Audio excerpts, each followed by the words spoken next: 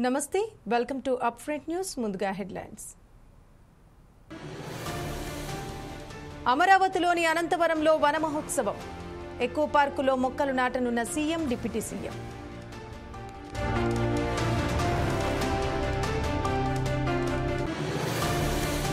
ఇవాళ తెలంగాణ కేబినెట్ భేటీ. రాజీవ్ యువ వికాసం, ఇందిరమ్మ ఇళ్లపై కీలక ప్రకటన.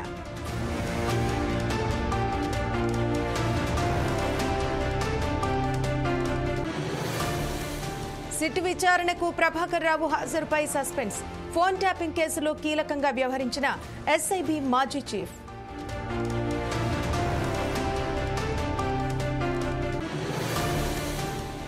తిరుమలలో ఆర్టీసీ డ్రైవర్పై బాంబు స్క్వాడ్ సిబ్బంది దాడి. ఎలక్ట్రికల్ ఏసీ బస్సు సీసీటీవీ కెమెరాల్లో రికార్డైన దాడి దృశ్యాలు.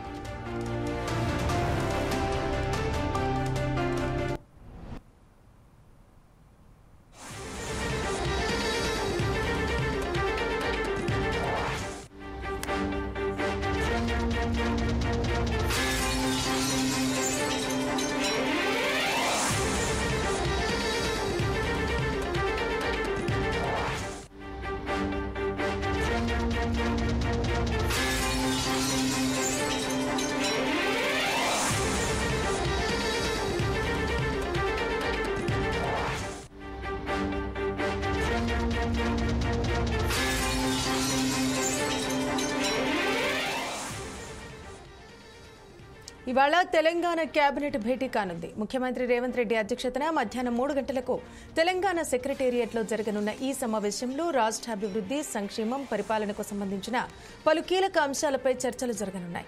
ఇక ఈ భేటీలో రాష్ట్ర ప్రజలకు, ముఖ్యంగా యువత, రైతులు, ప్రభుత్వ ఉద్యోగులకు సంబంధించిన అనేక ముఖ్యమైన నిర్ణయాలు తీసుకునే అవకాశం ఉంది. ఈ ప్రధాన అంశాలలో రాజీవ్ యువ వికాస పథకం ఒకటి. ఈ పథకం కింద SC, ST, BC, minority, EBC, EWS సామాజిక వర్గాలకు చెందిన యువతకు స్వయం ఉపాధి కోసం 3 లక్షల నుంచి 4 లక్షల రూపాయల వరకు సబ్సిడీతో కూడిన రుణాలను అందించాలని రేవంత్ సర్కారు లక్ష్యంగా పెట్టుకుంది. ఈ పథకం ద్వారా యువత, స్టార్టప్స్ ప్రారంభించేలా ప్రోత్సహిస్తోంది.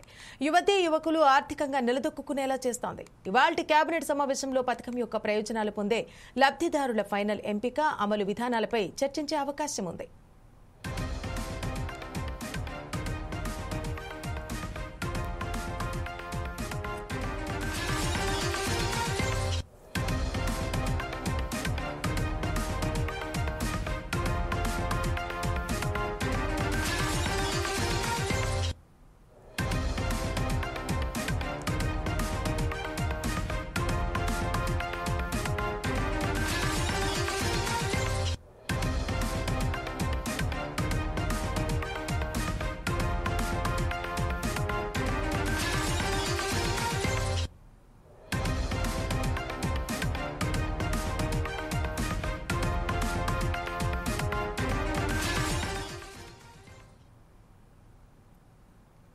ఇవాళ తెలంగాణ కేబినెట్ భేటీ కానుంది. సీఎం రేవంత్ రెడ్డి అధ్యక్షతన మధ్యాహ్నం 3 గంటలకు తెలంగాణ సెక్రటేరియట్లో జరగనున్న ఈ సమావేశంలో రాష్ట్ర అభివృద్ధి, సంక్షేమం, పరిపాలనకు సంబంధించిన పలు కీలక అంశాలపై చర్చలు జరగనున్నాయి. ఈ భేటీలో రాష్ట్ర ప్రజలకు, ముఖ్యంగా యువత, రైతులు, ప్రభుత్వ ఉద్యోగులకు సంబంధించిన అనేక ముఖ్యమైన నిర్ణయాలు తీసుకునే అవకాశం ఉంది. ఈ ప్రధాన అంశాలలో రాజీవ్ యువ వికాస పథకం ఒకటి. ఈ పథకం కింద SC, ST, BC, minority, EBC, EWS సామాజిక వర్గాలకు చెందిన యువతకు స్వయం ఉపాధి కోసం 3 లక్షల నుంచి 4 లక్షల రూపాయల వరకు సబ్సిడీతో కూడిన రుణాలను అందించాలని రేవంత్ సర్కారు లక్ష్యంగా పెట్టుకుంది. ఈ పథకం ద్వారా యువత, స్టార్టప్స్ ప్రారంభించేలా ప్రోత్సహిస్తోంది. యువతీ యువకులు ఆర్థికంగా నిలదొక్కునేలా చేస్తోంది. ఇవాల్టి కేబినెట్ సమావేశంలో పథకం ప్రయోజనాలు పొందే లబ్ధిదారుల ఫైనల్ ఎంపిక, అమలు విధానాలపై చర్చించే అవకాశం ఉంది.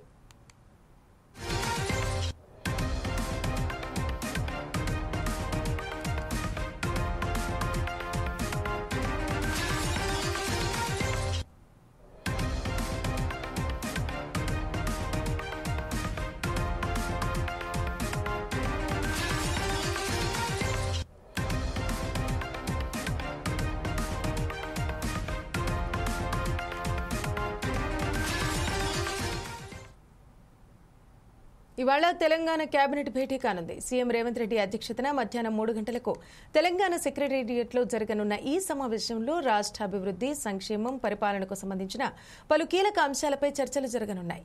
ఇక ఈ భేటీలో రాష్ట్ర ప్రజలకు, ముఖ్యంగా యువత, రైతులు, ప్రభుత్వ ఉద్యోగులకు సంబంధించిన అనేక ముఖ్యమైన నిర్ణయాలు తీసుకునే అవకాశం ఉంది. ఇక దీనికి సంబంధించి మరిన్ని వివరాలు మా స్పెషల్ కరెస్పాండెంట్ ప్రసన్న కుమార్ అందిస్తారు.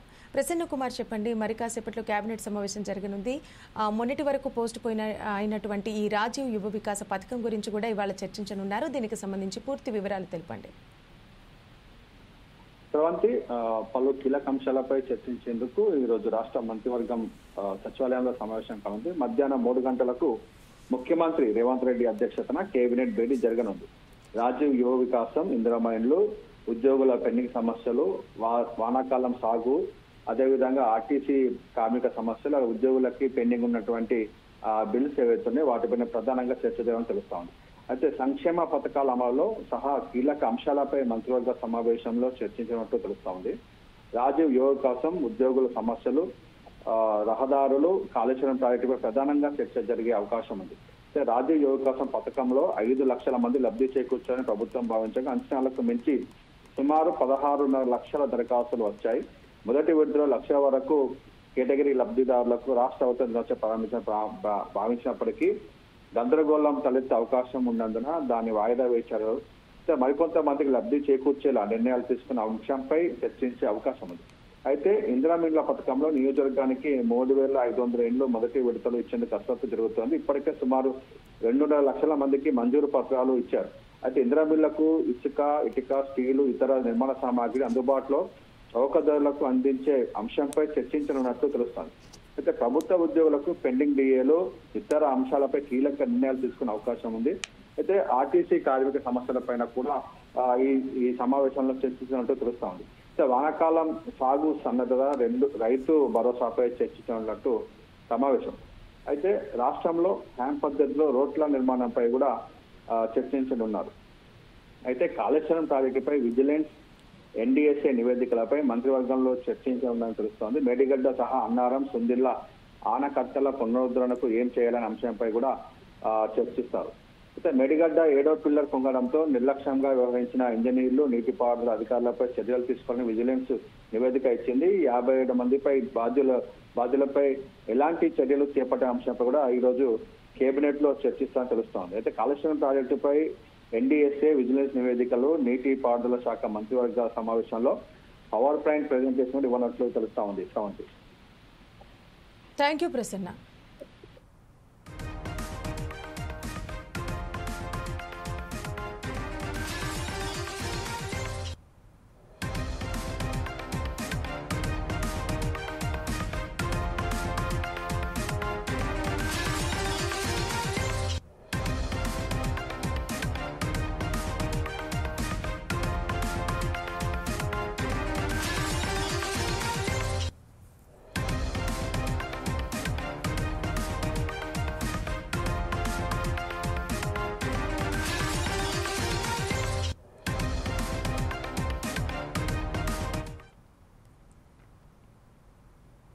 ఫోన్ ట్యాపింగ్ కేసులో ఎస్ఐబీ మాజీ చీఫ్ ప్రభాకర్ రావు విచారణపై ఉత్కంఠ నెలకొంది.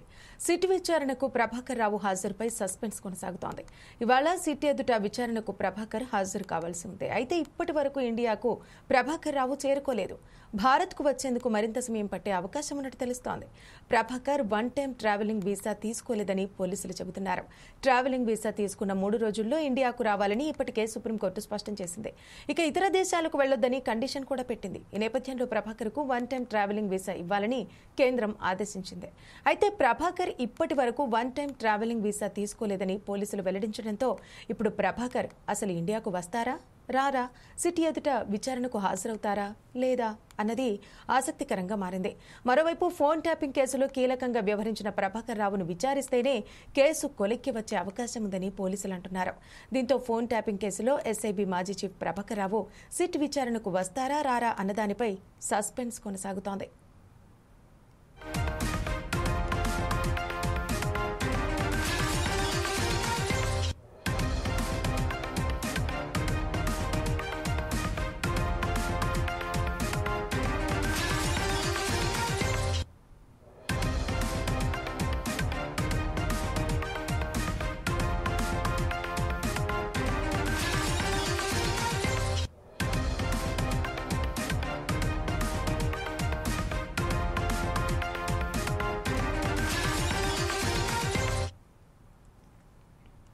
ఫోన్ ట్యాపింగ్ కేసులో ఎస్ఐబి మాజీ చీఫ్ ప్రభాకర్ రావు విచారణపై ఉత్కంఠ నెలకొంది. సిట్ విచారణకు ప్రభాకర్ రావు హాజరుపై సస్పెన్స్ కొనసాగుతోంది. ఇవాళ సిట్ ఎదుట విచారణకు ప్రభాకర్ హాజరు కావాల్సి ఉంది. అయితే ఇప్పటి వరకు ఇండియాకు ప్రభాకర్ రావు చేరుకోలేదు. భారత్కు వచ్చేందుకు మరింత సమయం పట్టే ఛాన్స్ ఉన్నట్టు తెలుస్తోంది. Prabhakar one time travelling visa తీసుకోలేదని పోలీసులు అంటున్నారు. ట్రావెలింగ్ వీసా తీసుకున్న 3 రోజుల్లో ఇండియాకు రావాలని ఇప్పటికే సుప్రీంకోర్టు స్పష్టం చేసింది. ఇక ఇతర దేశాలకు వెళ్లొద్దని కూడా కండిషన్ పెట్టింది.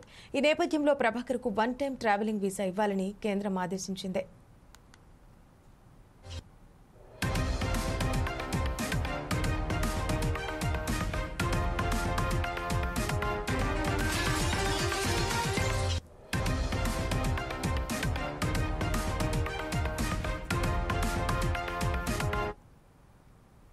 అయితే ప్రభాకర్ ఇప్పటి వరకు వన్ టైం ట్రావెలింగ్ వీసా తీసుకోలేదని పోలీసులు వెల్లడించడంతో ఇప్పుడు ప్రభాకర్ అసలు ఇండియాకు వస్తారా రారా, సిటీ విచారణకు హాజరవుతారా లేదా అన్నది ఆసక్తికరంగా మారింది. మరోవైపు ఫోన్ ట్యాపింగ్ కేసులో కీలకంగా వ్యవహరించిన ప్రభాకర్ రావును విచారిస్తేనే కేసు కొలిక్కి వచ్చే అవకాశం ఉందని పోలీసులు అంటున్నారు. దీంతో ఫోన్ ట్యాపింగ్ కేసులో ఎస్ఐబి మాజీ చీఫ్ ప్రభాకర్ రావు సిట్ విచారణకు వస్తారా రారా అన్నదానిపై సస్పెన్స్ కొనసాగుతోంది. ఇక దీనికి సంబంధించి మరిన్ని వివరాలు మా హైదరాబాద్ కరెస్పాండెంట్ లెనిన్ అందిస్తారు. లెనిన్, చెప్పండి, ఫోన్ ట్యాపింగ్ కేసులో ఇప్పటికే ఆరోపణలు ఎదుర్కొంటున్న ప్రభాకర్ రావు ఇప్పటి వరకైతే ఇండియాకు చేరుకోలేదు. ఇంకా విచారణ అనేది తను వస్తేనే కొనసాగుతుందనేది ఇక్కడ స్పష్టంగా అర్థమవుతుంది. దీనికి సంబంధించి పూర్తి వివరాలు తెలపండి. శ్రవంతి, ఫోన్ ట్యాపింగ్ కేసులో ఎస్ఐబి మాజీ చీఫ్ ప్రభాకర్ రావు విచారణపై ఉత్కంఠ అయితే నెలకొన్నది. అయితే గత బీఆర్ఎస్ ప్రభుత్వం హయాంలో ఏదైతే ఫోన్ ట్యాంపింగ్ కేసులో ఉన్నటువంటి ప్రధాన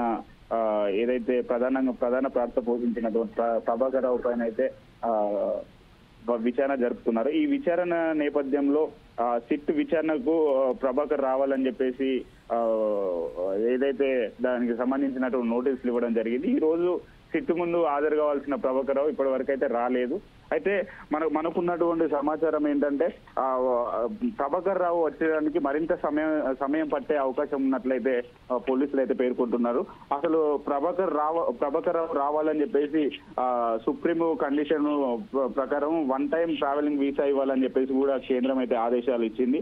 అయితే ఇతర దేశాలు వెళ్లొద్దని కండిషన్ కూడా పెట్టింది. ఈ నేపథ్యంలోనే ప్రభాకర్ కు వన్ టైం ట్రావెలింగ్ వీసా ఇవ్వాలని చెప్పేసి కూడా కేంద్రం అయితే ఆదేశించింది. అయితే ప్రభాకర్ ఇప్పటి వరకు వన్ టైం ట్రావెలింగ్ వీసా తీసుకోలేదని చెప్పేసి పోలీసులు అయితే వెల్లడించడంతో ఇప్పుడు ప్రభాకర్ అసలు ఇండియాకు వస్తారా రారా అనేది కూడా ఒక చర్చనీయ అంశంగా అయితే మారింది. సిట్ ఎదుట విచారణకు హాజరవుతారా అనే ఒక విమర్శలు అయితే వస్తున్నటువంటి నేపథ్యం చూస్తున్నాం. అయితే ఆసక్తి ఏదైతే ప్రభాకర్ రావుకు సంబంధించినటువంటి ట్యాంపింగ్ కేసులో కేసు అయితే ఒక కొలిక్కి వచ్చిన నేపథ్యంలో ప్రభాకర్ వస్తేనే పూర్తి సమాచారం వస్తుంది అని చెప్పేసి కూడా సిట్ అధికారులు అయితే భావిస్తున్నారు. ఈ నేపథ్యంలోనే ప్రభాకర్ రావు రావాలని చెప్పేసి అనేక నోటీసులు ఇచ్చినప్పటికీ ఈ రోజు హాజరు కావాల్సినటువంటి ప్రభాకర్ రావు అయితే ఇప్పటి వరకు రాలేదు. అయితే మరోవైపు ఫోన్ ట్యాంపింగ్ కేసులో కీలకంగా వ్యవహరించిన ఏదైతే ప్రభాకర్ రావు విచారిస్తేనే కేసు అయితే ఒక కొలిక్కి వచ్చే అవకాశం ఉందని చెప్పేసి కూడా పోలీసులు అంటున్నారు. దీంతో ఫోన్ ట్యాంపరింగ్ కేసులో ఏసీబీ మాజీ చీఫ్ ప్రభాకర్ రావు సిట్ విచారణకు వస్తారా రారా అన్న దానిపై సస్పెన్స్ అయితే కొనసాగుతుంది. Sravanthi, thank you Lenin.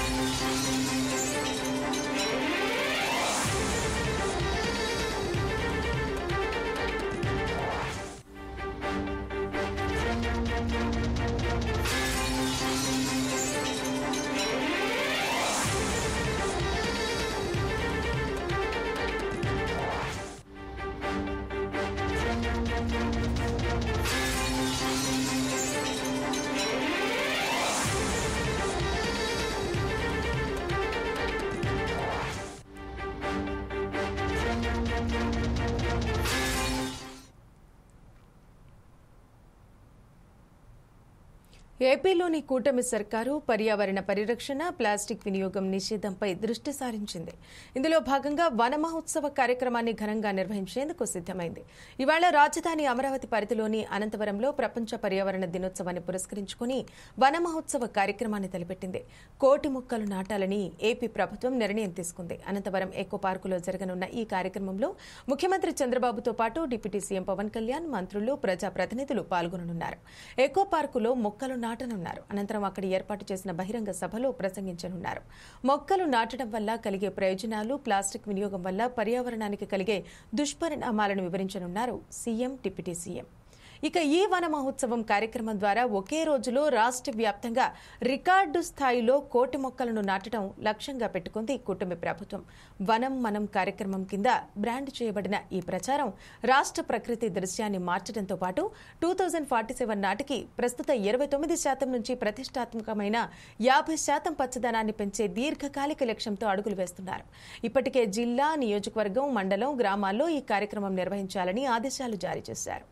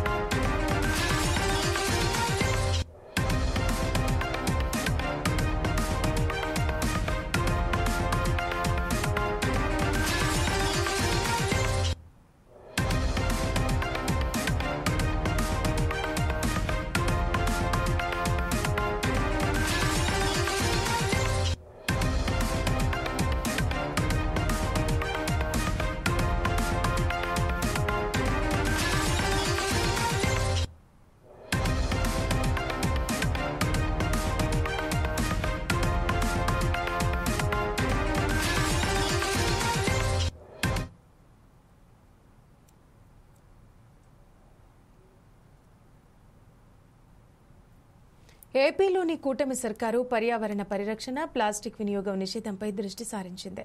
ఇందులో భాగంగా వన మహోత్సవ కార్యక్రమాన్ని ఘనంగా నిర్వహించేందుకు సిద్దమైంది. ఇవాళ రాజధాని అమరావతి పరిధిలోని అనంతవరంలో ప్రపంచ పర్యావరణ దినోత్సవాన్ని పురస్కరించుకుని వన మహోత్సవ కార్యక్రమాన్ని తలపెట్టింది. 1,00,00,000 మొక్కలు నాటాలని ఏపీ ప్రభుత్వం నిర్ణయం తీసుకుంది. అనంతవరం ఎకో పార్కులో జరగనున్న ఈ కార్యక్రమంలో సీఎం చంద్రబాబుతో పాటు డిప్యూటీ సీఎం పవన్ కళ్యాణ్, మంత్రులు, ప్రజాప్రతినిధులు పాల్గొనున్నారు. ఇక ఎకో పార్కులో మొక్కలు నాటనున్నారు. అనంతరం అక్కడ ఏర్పాటు చేసిన బహిరంగ సభలో ప్రసంగించనున్నారు. మొక్కలు నాటడం వల్ల కలిగే ప్రయోజనాలు, ప్లాస్టిక్ వినియోగం వల్ల పర్యావరణానికి కలిగే దుష్పరిణామాలను వివరించనున్నారు సీఎం, డిప్యూటీ సీఎం.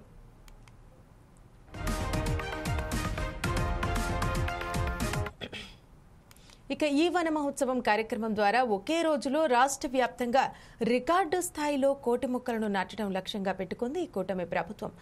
వనం మనం కార్యక్రమం కింద బ్రాండ్ చేయబడిన ఈ ప్రచారం రాష్ట్ర ప్రకృతి దృశ్యాన్ని మార్చడంతో పాటు 2047 నాటికి ప్రస్తుత 29% నుంచి ప్రతిష్టాత్మకమైన 50% పచ్చదనాన్ని పెంచి దీర్ఘకాలిక లక్ష్యంతో అడుగులు వేస్తున్నారు.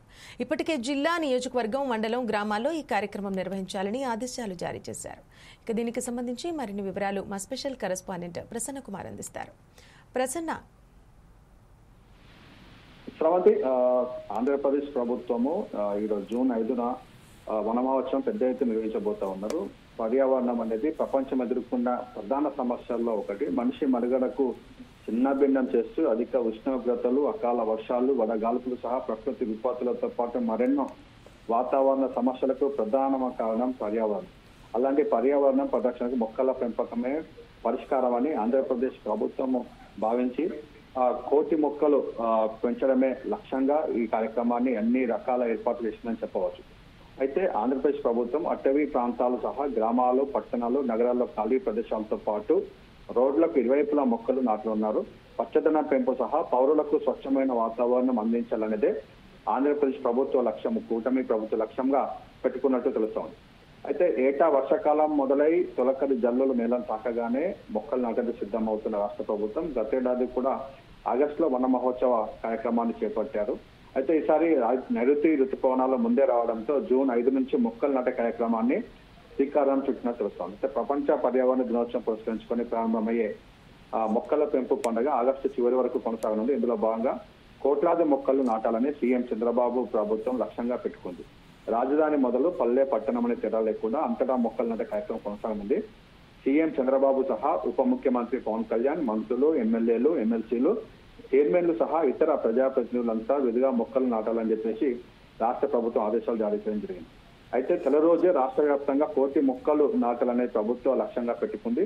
అయితే మొక్కలు నాటే కార్యక్రమంతో పాటు ప్లాస్టిక్ కాలుష్య నివారణ కార్యక్రమాలు నియోజకవర్గ, మండల, గ్రామ స్థాయి వరకు ఈ కార్యక్రమం కొనసాగేలా ప్లాన్ చేసినట్టు తెలుస్తోంది. అయితే అలాగే ప్లాస్టిక్ కాలుష్య నివారణపై అవగాహన కార్యక్రమాలు, విద్యార్థులకు పోటీలు నిర్వహిస్తారని కూడా తెలుస్తా ఉంది. అయితే సామాజిక మాధ్యమాల్లో ప్రజల నుంచి అభిప్రాయాలు, సూచనలు, సలహాలు తీసుకుంటారు. ఈ మేరకు విధి విధానాలు ఖరారు చేస్తూ అటవీ శాఖ ప్రత్యేక ప్రధాన కార్యదర్శి అనంతరాము సోమవారం 2 వేర్వేరు ఉత్తర్వులు జారీ చేసినట్టు తెలుస్తా ఉంది. Sravanthi. Thank you Prasanna.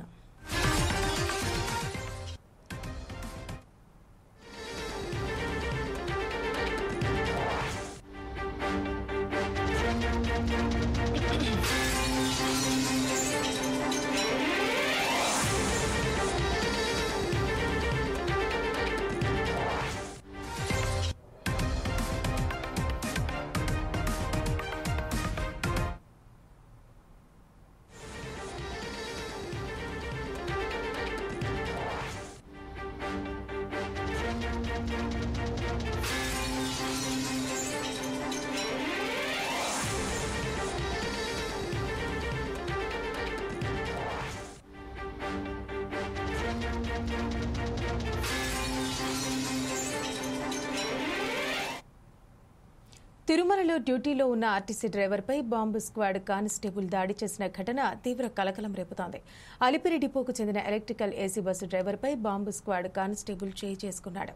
Tirumala Madhavam guest house ఎదురుగా బస్సును ఆపిన విషయంలో డ్రైవర్, బాంబు స్క్వాడ్ మధ్య స్వల్ప వాగ్వాదం చోటు చేసుకుంది. ఇది కాస్త మాటామాట పెరగడంతో బస్సులోకి ప్రవేశించి డ్రైవర్పై చేయి చేసుకున్నాడు bomb squad constable. Electrical AC bus CCTV కెమెరాల్లో ఈ దాడి దృశ్యాలు రికార్డయ్యాయి. దీంతో బాధితుడు తిరుమల 2 టౌన్ పోలీసులకు ఫిర్యాదు చేశాడు. ఘటనను ఆర్టీసీ ఉన్నతాధికారుల దృష్టికి కూడా తీసుకెళ్లారు బస్సు డ్రైవర్, యూనియన్ నాయకులు. తక్షణమే బాంబు స్క్వాడ్ కానిస్టేబుల్ పై చర్యలు తీసుకోవాలంటూ డిమాండ్ చేశారు.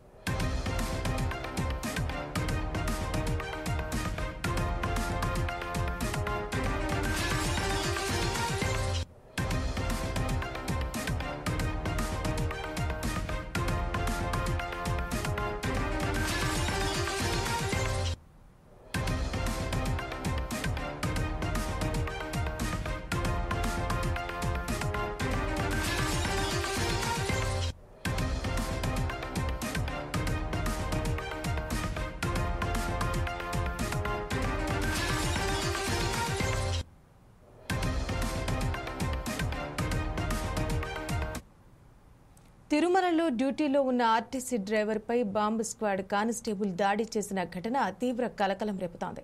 అలిపిరి డిపోకు చెందిన ఎలక్ట్రికల్ ఏసీ బస్సు డ్రైవర్పై బాంబు స్క్వాడ్ కానిస్టేబుల్ చేయి చేసుకున్నాడు. తిరుమల మాధవం గెస్ట్ హౌస్ ఎదురుగా బస్సును ఆపిన విషయంలో డ్రైవర్, బాంబు స్క్వాడ్ మధ్య స్వల్ప వాగ్వాదం చోటు చేసుకుంది. ఇది కాస్త మాట పెరగడంతో బస్సులోకి ప్రవేశించి డ్రైవర్పై చేయి చేసుకున్నాడు bomb squad constable. Electrical AC bus CCTV కెమెరాల్లో ఈ దాడి దృశ్యాలు రికార్డయ్యాయి. దీంతో బాధితుడు తిరుమల 2 టౌన్ పోలీసులకు ఫిర్యాదు చేశాడు. ఘటనను ఆర్టీసీ ఉన్నతాధికారుల దృష్టికి కూడా తీసుకెళ్లారు బస్సు డ్రైవర్, యూనియన్ నాయకులు. తక్షణమే బాంబు స్క్వాడ్ కానిస్టేబుల్ పై చర్యలు తీసుకోవాలంటూ డిమాండ్ చేశారు.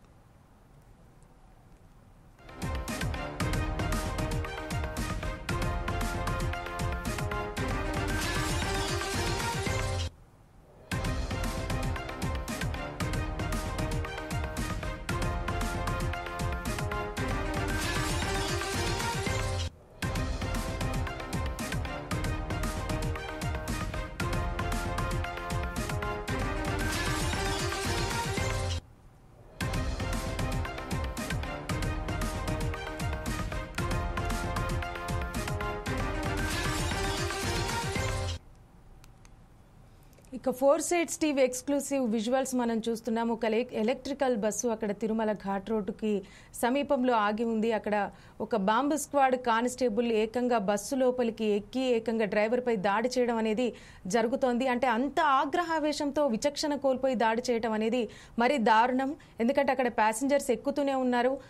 అది కూడా చూడకుండా బాంబు స్క్వాడ్ కానిస్టేబుల్ ఎక్కడం, ఇటు డ్రైవర్పై దాడి చేయడం అనేది జరుగుతోంది. అంత విచక్షణ కోల్పోవడం అనేది అసలు మరీ దారుణం.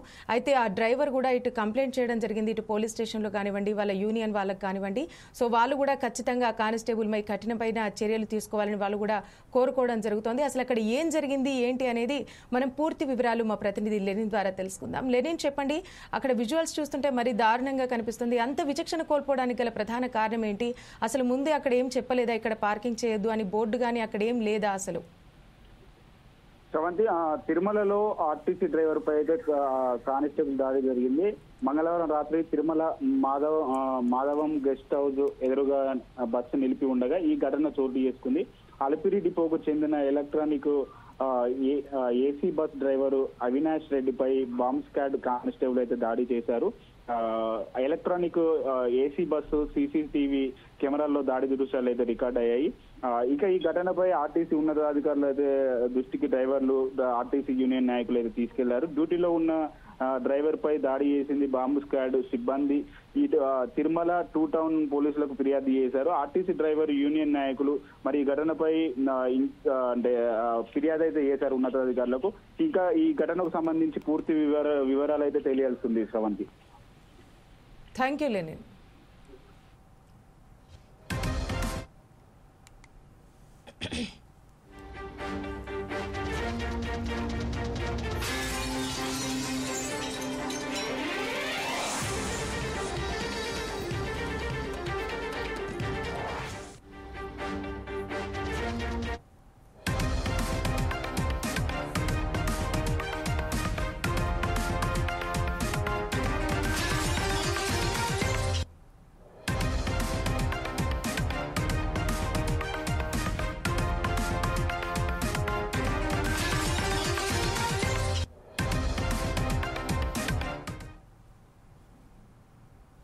నెల్లూరు జిల్లాలో ఘోర రోడ్డు ప్రమాదం జరిగింది. కూలీలు పనుల నిమిత్తం ఆటోలో బయలుదేరి వెళుతుండగా ఆత్మకూరు మండలంలోని ఏఎస్పేట క్రాస్ రోడ్ వద్ద ఆటోను కారు బలంగా ఢీకొంది. ఈ ఘటనలో 4 మృతి చెందగా పలువురు తీవ్రంగా గాయపడ్డారు. క్షతగాత్రులను చికిత్స నిమిత్తం సమీప ఆసుపత్రికి తరలించారు. కూలీలు వెంకటరావుపల్లి నుంచి ముస్తాపురానికి ఆటోలు వెళుతుండగా ఈ ప్రమాదం చోటు చేసుకుంది. ఇక సమాచారం అందుకున్న పోలీసులు సంఘటనా ప్రదేశానికి చేరుకుని పోస్టుమార్టం నిమిత్తం మృతదేహాలను ప్రభుత్వ ఆసుపత్రికి తరలించి కేసు నమోదు చేసి దర్యాప్తు చేపట్టారు.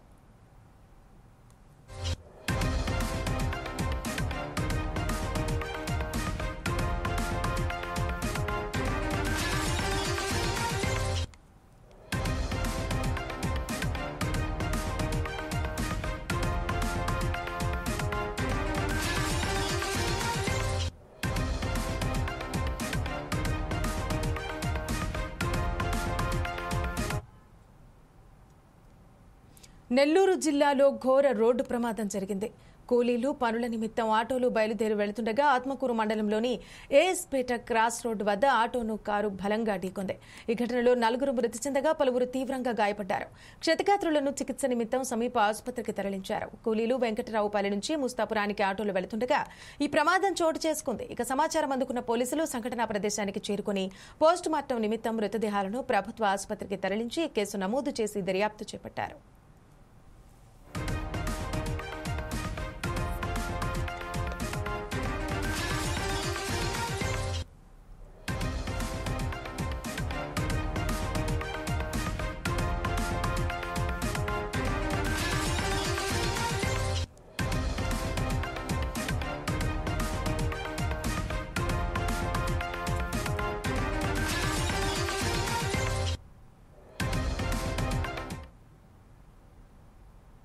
ఇక మరిన్ని అప్డేట్స్ కోసం చూస్తూనే ఉండండి 4 సైడ్స్ టీవీ.